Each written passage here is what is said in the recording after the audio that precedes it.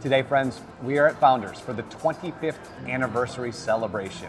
And we're going to be talking with Jeremy, the brewmaster, the FBC Allstars, community partners, Beer City Dog Biscuits, and sit down with a Mug Club member and find out why she's been a member for the past 23 years. You ready? Let's go.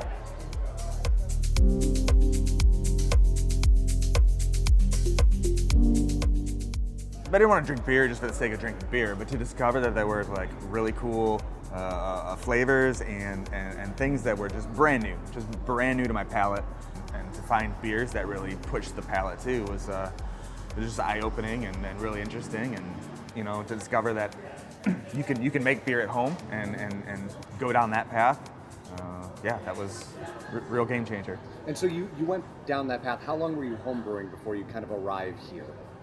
I'd been probably home brewing for 5 or 6 years, you know, just getting familiar with raw materials and trying different beers and trying to recreate some of those flavors that you find out there. And so we're celebrating the 25th anniversary, and one of the things that impresses me about Founders, and I was saying this moments ago, is that it's not just that it's a brand that has been viable for, you know, a quarter of a century, but that it continues to push the envelope. And I wonder if you can maybe talk a little bit about what makes this place so important in the beer scene 25 years later?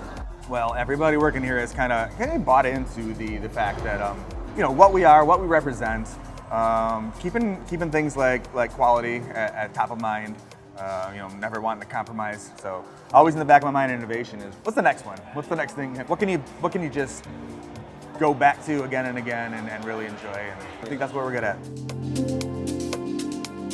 You know, we had a lot of employees with bands, and we kind of let a lot of those employees with bands, you know, be featured at those first couple Founders Fest. Well, and it got to the point where we almost had too many employees with bands to be allowed to play every year. So the idea was, what if we just took all you guys that work here and are in bands, could you all just make your own band and like an all-star band of just employees?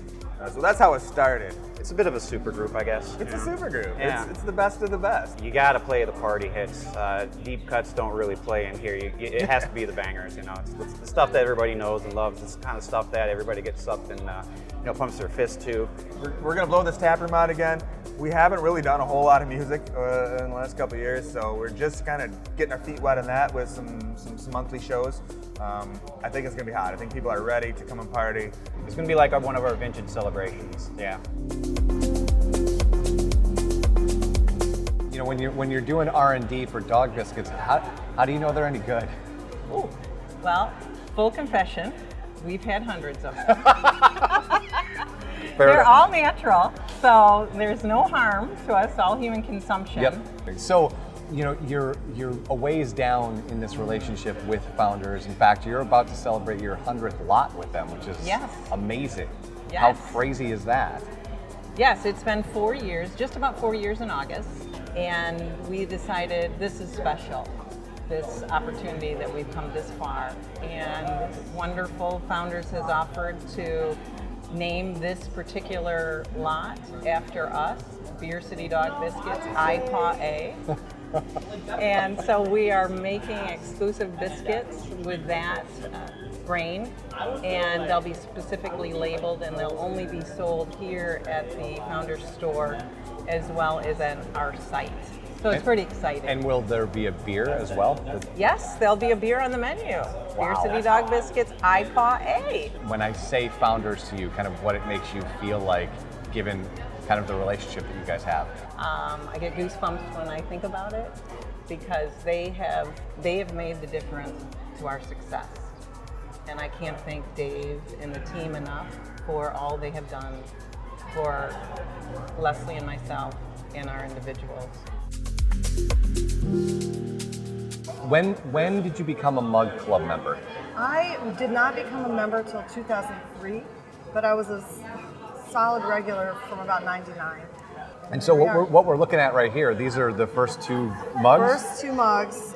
This one was the first ever they did without letters, and I wanted a star, but they gave me an asterisk, and then I traded. It was the same year. I said, let's do it. So I have many, many mugs with all kinds of stars on them.